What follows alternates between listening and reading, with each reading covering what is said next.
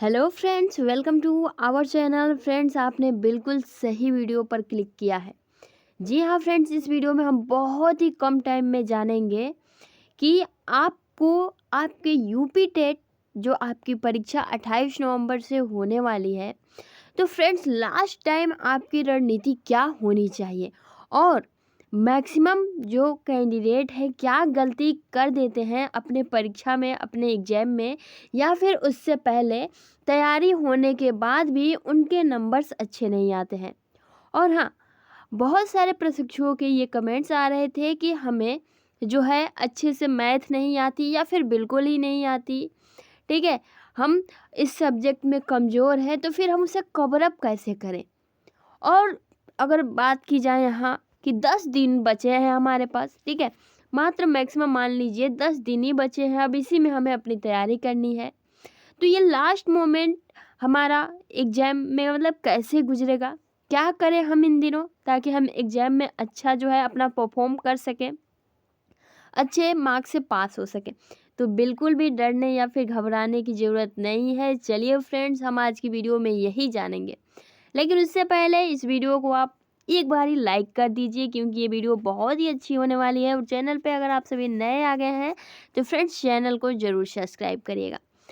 Friends, जैसे कि आप सभी देख रहे होंगे, आजकल कंपटीशन बहुत ज़्यादा है और ये आपका, अगर आपको नए शिक्षक भर्ती में शामिल होना है तो फ्रेंड्स सबसे पहले आप सभी को अपना यूपी टेट यानी कि एक शिक्षक पात्रता एग्जाम है जिसे आप सभी को क्वालिफाई करना होगा।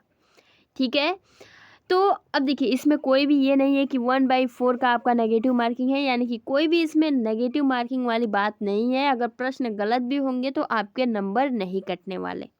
ठीक है, अगर इस बार फॉर्म की बात की जाए तो लगभग 21 लाख प्लस फॉर्म फिलअप किए गए हैं, जिसमें 1 से 5 की बात की जाए तो लगभग 13 लाख फॉर्म पड़े हैं।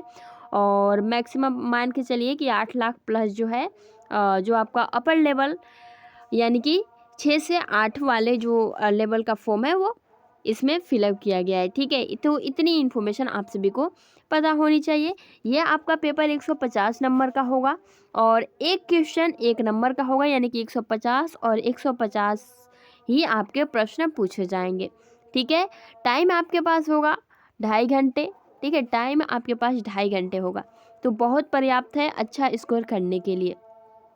चलिए, सबसे पहले फ्रेंड्स कुछ इम्पोर्टेंट अहम बातें जो कि आपको एग्जाम से पहले बता दी जानी चाहिए। सबसे पहले देखिए, बहुत छात्र क्या करते हैं, अगर आप एग्ज़ाम दे रहे हैं और ये आपका जो एग्ज़ाम है ये ऑफलाइन होगा, लेकिन सीटेट वाला जो आपका एग्ज़ाम होगा वो ऑनलाइन होगा। तो ये अभी आपकी अच्छी बात है कि आपका ये परीक्षा ऑफलाइन होने वाला है। ठीक है, तो आप, बहुत सारे कैंडिडेट गलती कर देते हैं, पहले पेपर में सॉल्व करते जाते हैं, पेपर में ऐसे सॉल्व करते जाते हैं और लास्ट मोमेंट पे जो है अपना ओएमआर शीट उठाते हैं और उसमें फिलअप करना स्टार्ट करते हैं, जो कि बहुत ही कम टाइम होता है और जल्दी जल्दी में वो गलतियां कर ही देते हैं। या फिर बहुत सारे कैंडिडेट के साथ ऐसा भी हुआ है कि वो अपना गोला जो होता है वही फिलअप नहीं कर पाते हैं और साफ साफ निर्देश दिया गया है कि गोले को आप सभी एकदम पूरा रंगिए। ठीक है, ये नहीं कि आप आधा रंग देंगे या फिर थोड़ा रंग देंगे तो फ्रेंड्स गलत हो जाएगा। तो जो क्वेश्चंस आप सभी को आ रहे हैं, टाइम को मैनेजमेंट बनाते हुए, और ये मैनेजमेंट कैसे बनेगा अभी आप सभी को बताई जाएगी। टाइम को ध्यान रखते हुए जो प्रश्न आपको आ रहे हैं फ्रेंड्स, आप स्टार्टिंग से करते जाएं और प्लस आप टिक भी करते जाएं, पेपर में नहीं, अपने ओएमआर शीट में। ठीक है, पेपर में आपको बिल्कुल भी टिक नहीं करनी है।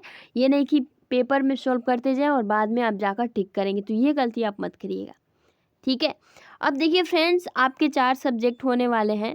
कौन कौन से, तो सबसे पहले अगर हम यहाँ बात करें 4 सब्जेक्ट, तो सबसे पहले आप मैथ ले लीजिए। ठीक है, जो कि आपका 30 नंबर का होगा। ईवीएस ले लीजिए, ठीक है, जो कि आपका 30 नंबर का होगा। और सीडीपी ले लीजिए, ठीक है, ये भी आपका 30 नंबर का होगा। आई होप कि आपको सिलेबस के बारे में सिंपली पता है। हिंदी, ठीक है, क्योंकि हमने आप सभी को सारी इन्फॉर्मेशन दी थी। हिंदी भी आपका 30 नंबर का है। एक आपका लैंग्वेज सेकंड छूट रहा है, अगर आपने संस्कृत लिया है तो संस्कृत, अगर आपने इंग्लिश लिया है तो इंग्लिश। ठीक है, तो ये आपके 5 सब्जेक्ट हो गए। अब चलिए, कमज़ोर छात्र की बात करें कि अगर आपको मान लीजिए बहुत सारे ऐसे कैंडिडेट हैं जिनको मैथ नहीं आती है, तो इन 10 दिनों में क्या वो मैथ पढ़ें? तो फ्रेंड्स, अगर आपको यहाँ मैथ नहीं आती है लेकिन आपने यहाँ तक तो पढ़ा है, तो बेसिक मैथ तो आपको आते ही होंगे। ऐसी बात तो है नहीं कि आपको मतलब मैथ ही नहीं आता होगा। कुछ प्रश्न मैथ के आपको ऐसे मिलेंगे जो कि आप इजीली सॉल्व कर सकते हैं, लेकिन कुछ क्वेश्चंस होंगे जो कि एडवांस होंगे। ठीक है, तो आपको बिल्कुल भी डरना नहीं है। अगर आपका मैथ कमज़ोर है तो बिल्कुल भी नहीं डरना है। इन दिनों आप हिंदी पर फोकस कर लीजिए। ये भी नहीं है कि भैया आपको इस सब्जेक्ट में जो आपको है क्राइटेरिया दिया गया है, नहीं, सारे मार्क्स जुड़ेंगे। अगर आप मैथ के कम भी अगर 30 प्रश्न है, अगर इसमें से 8 से 10 भी क्वेश्चंस करते हैं तो कोई दिक्कत नहीं है। ज़रूरी नहीं है कि 15, 20, 30 ही करेंगे। तो अगर आपको लग रहा है कि नहीं हम इसमें कमज़ोर है, तो इसको अभी इन 10 दिनों में कट कर दीजिए। ठीक है, कट कर दीजिए। और ऐसा करिए कि अगर हम इसमें अच्छा स्कोर नहीं कर पा रहे हैं तो इसमें यानी कि इसका जो कवरअप है आपको किसी न किसी सब्जेक्ट में करना पड़ेगा। मान लीजिए हिंदी आपका 30 पूछा जाएगा और हिंदी आई होप कि आप सबका बेस्ट होगा। अगर नहीं है तो फ्रेंड्स अभी हिंदी आप एक दिन उठाइए और बहुत सारे आपको यूट्यूब क्लासेस मिल जाएंगी। ठीक है, जो कि मैराथन होंगी, या फिर इस चैनल के साथ जुड़ जाइए, जो भी इम्पोर्टेंट्स हैं आप सभी को प्रोवाइड की जाएगी। तो हिंदी में कम से कम 30 में से आप सभी 22 से 25 तो कर ही सकते हैं, बिल्कुल करेंगे।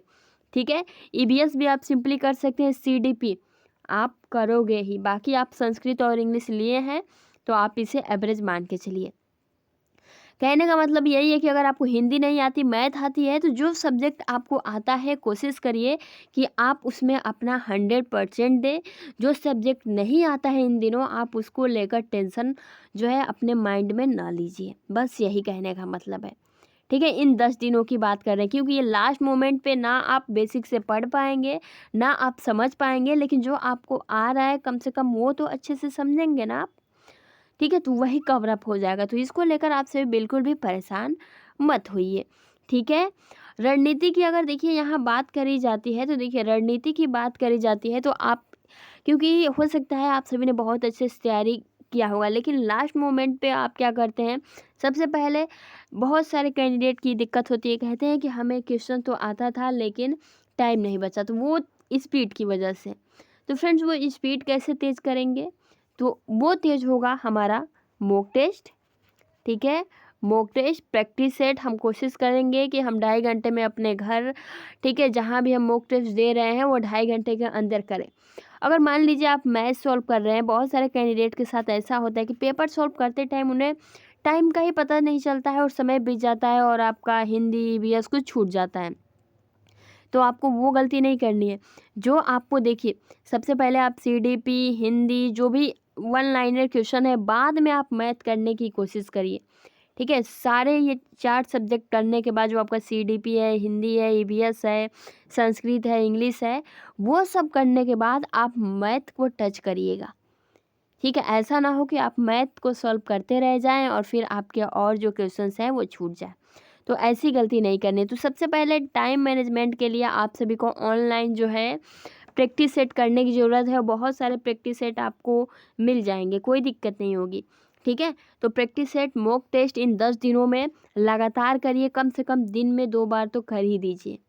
ठीक है, साथ ही आपका जो PYQ यानी कि प्रीवियस ईयर क्वेश्चंस है वो तो बहुत ही इम्पोर्टेंट हो जाते हैं।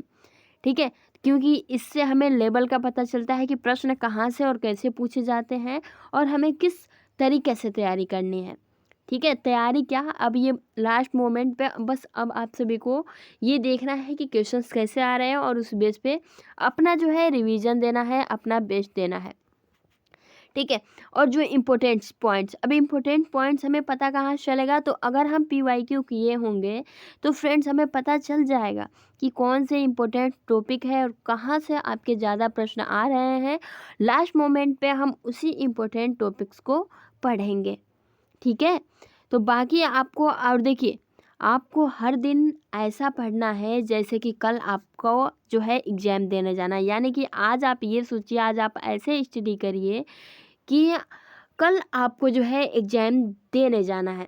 क्योंकि अभी तक आप ऐसे स्टडी कर रहे थे कि आज आप सो जाते, नहीं कल पढ़ लेंगे या फिर अभी 2 घंटे रहने देते हैं, बाद में पढ़ लेंगे, शाम को पढ़ लेंगे। लेकिन अब ये सब बहाने छोड़ दीजिए। अभी आप हर पल हर टाइम ये सोचिए कि कल हमारा एग्ज़ाम है, कल हमें एग्ज़ाम देने जाना है और अभी हमें स्टडी करनी है इन 10 दिनों तक। ठीक है, अच्छे से खाना खाइए, बिल्कुल भी स्ट्रेस मत लीजिए। ठीक है, अच्छे से आप अपने आप को खुश रखिए ताकि आपके ऊपर, और देखिए जो भी आपको टेंशन्स हो रही हैं वो स्वाभाविक है, सबके ऊपर होती है। आप सभी को इसको लेकर बेफिक्र रहना है, परेशान नहीं होना है।